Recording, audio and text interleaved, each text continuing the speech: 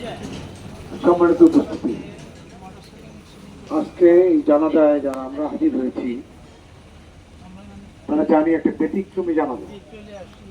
আমার আগের হুজুরও বলেছে একসঙ্গে দুটো লাশের জানাজা সাধারণত আমরা করে অভ্যস্ত।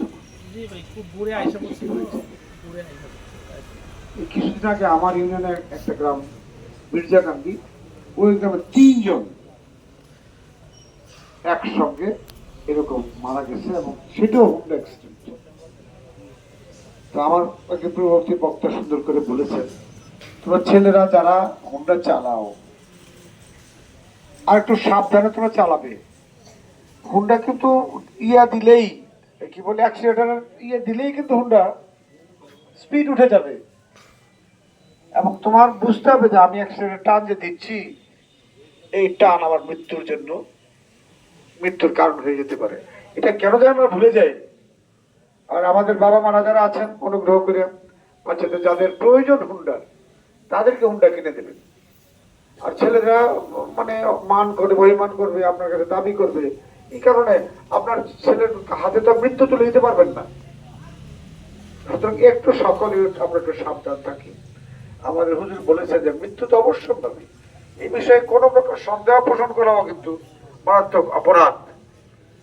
যাই হোক, তবুও সাবধান থাকাটা এটা কিন্তু আমাদের সকল ধর্মেই এই বিষয়টা মানে স্বীকার্য যে আমরা সাবধান থাকবো। মৃত্যু আমাদের হবেই, মৃত্যুর হাত থেকে বাঁচার কোনো উপায় নাই, কিন্তু সাবধানতাও আমাদের থাকতে হবে। সেই জন্য বলবো, আমরা যারা ছেলেপেলে এখানে আসছি, তার বন্ধু বান্ধবরা আসছি, তোমাদের জন্য একটা মেসেজ, কিন্তু এটা জাস্ট একটা মেসেজ যে আমরা কিভাবে হুন্ডা চালাবো এবং হুন্ডা আমাদের প্রয়োজন হয়। অনেক সময় যাদের কোনো প্রয়োজন নাই তা আমরা হুন্ডা নিয়ে বেরিয়ে গেছে বাচ্চারা, এটা কিন্তু সবাই একটু খেয়াল রাখবেন। আর তোমরা জীবনে এই যে দুটো বাচ্চা, জীবন শুরু হয় নাই, মাত্র হয় নাই, তার সামনে বিশাল একটা ভবিষ্যৎ অপেক্ষা করছে, কিন্তু সেই ভবিষ্যতের সব ঘুরিয়ে দিয়ে আজকে কিন্তু তাকে কবরবাসী হতে হয়েছে। সুতরাং আমি বলবো যে আমরা এর থেকে শিক্ষা গ্রহণ করি, আমরা যেন সকল কাজ সাবধানে করি। মৃত্যু আসবে, কিন্তু সেটি যেন আমাদের অসাবধানতার জন্য না আসে। যাই হোক, আমি এই ছেলে দুটো যেহেতু বয়স কম, অপরাধও কম, আমাদের বয়স বেশি, অপরাধ বেশি। আমি মনে করি অপরাধ আর কি হতে পারে, যে ছোট মানুষ হয়তো কেউ সঙ্গে রাগ বিরাগ করছে, দুই কথা গালি দিচ্ছে, হ্যাঁ দিচ্ছে, আরেকজনে দিচ্ছে, হইতে পারে এরকম, এটা স্বাভাবিক।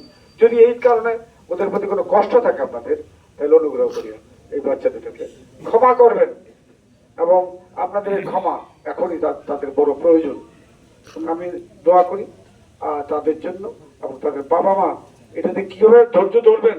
যতই হুজুররা বলি না কেন, আমরা বলি না কেন, ধৈর্য ধরা কিন্তু সবচেয়ে কঠিন কাজ হবে। তারপরেও আমরা মানে আল্লাহর কাছে প্রার্থনা জানাই, আল্লাহ তাদেরকে সেই শক্তি দেন যে এই বাচ্চাদের আচ্ছা কবর দিয়া তার বাবা মা কিভাবে ধৈর্য ধারণ করবেন, এটা যেন আল্লাহই জানেন। যাই হোক, আমি আর কথা বাড়াবো না, আসুন সবাই এই ওদের জন্য আমরা দোয়া করি, আল্লাহ তাদের বেহেশত নসিব করেন। আসসালামু আলাইকুম।